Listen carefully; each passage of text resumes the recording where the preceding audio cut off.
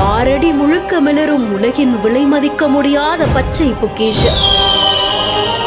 சூறாவளி காற்றை கிழித்துக் கொண்டு உடைந்து வந்த பாறைக்கு இத்தனை மகிமையா?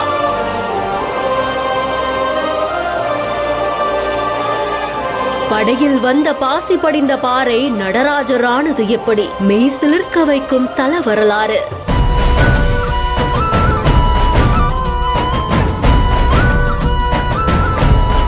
உத்தர கோசமங்கையில் நடப்பது என்ன?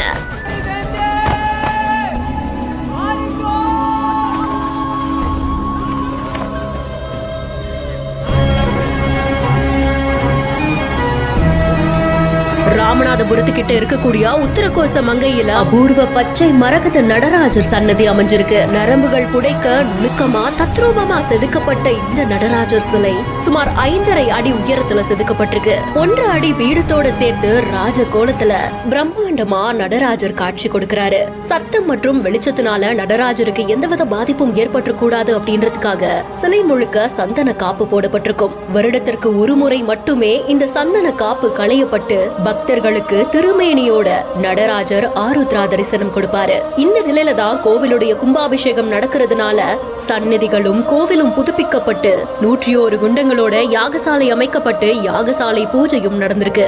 பச்சை நிறத்திலான மரகத நடராஜரை பார்க்கறதுக்காக ஏராளமான பக்தர்களும் பல பகுதிகளில் இருந்து வருகை தராங்க.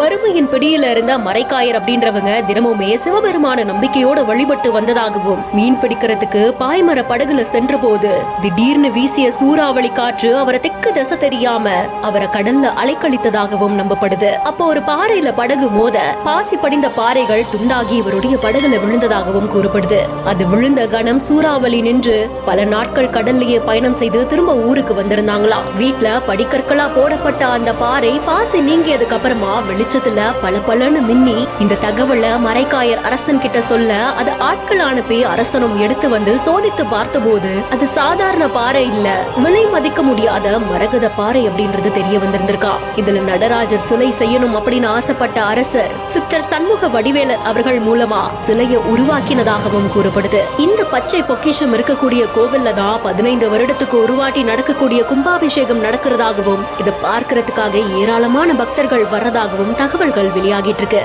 செய்தி குறித்து உங்களுடைய கருத்துக்களை கமெண்ட் செக்ஷன்ல சொல்லுங்க. மேலும் செய்திகளுக்கு பிஹைண்ட் நோட்ஸை ஃபாலோ பண்ணிக்கோங்க.